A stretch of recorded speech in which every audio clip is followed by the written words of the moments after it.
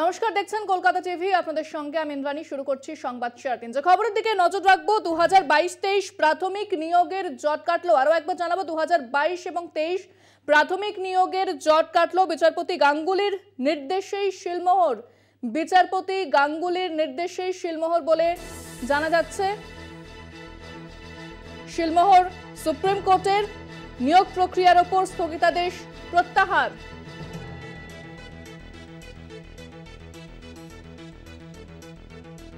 নিয়োগ প্রক্রিয়ার ওপর স্থগিতাদেশ প্রত্যাহার। 2022-23 প্রাথমিক নিয়োগের জট কাটল। বিচারপতি গাঙ্গুলির নির্দেশে শিলমোহর সুপ্রিম কোর্টের নিয়োগ প্রক্রিয়ার ওপর স্থগিতাদেশ প্রত্যাহার।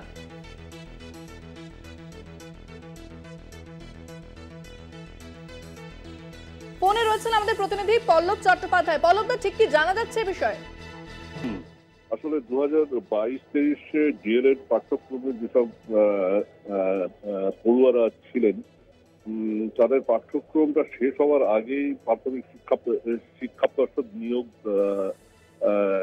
করা হবে বলে একটা নোটিশ দেয়। তো তারাও সেই নিয়োগ প্রক্রিয়ায় সামিল হওয়ার জন্য আবেদন জানায় হাইকোর্টে, এবং জাস্টিস অভিজিৎ গাঙ্গুলি জানিয়ে দেন যে হ্যাঁ, এরা যোগ দিতে পারবে। কারণ হচ্ছে যে নির্দিষ্ট সময়ের মধ্যে তাদের পাঠ্যক্রম শেষটা করা যায়নি।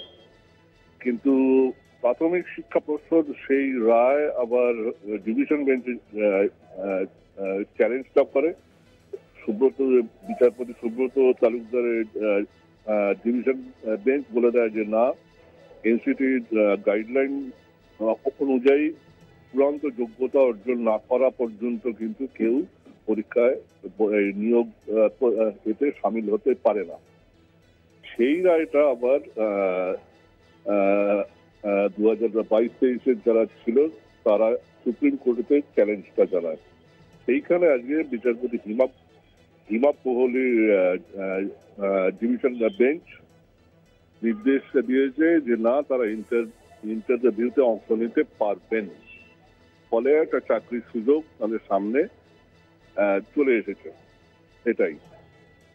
ধন্যবাদ পল্লবদা। কথা বললাম আমাদের প্রতিনিধি পল্লব চট্টোপাধ্যায়ের সঙ্গে। এবং যে খবরের দিকে নজর রেখেছি, 2022-23 প্রাথমিক নিয়োগের জট কাটল। বিচারপতি গাঙ্গুলির নির্দেশে শিলমোহর সুপ্রিম কোর্টের নিয়োগ প্রক্রিয়ার ওপর স্থগিতাদেশ প্রত্যাহার।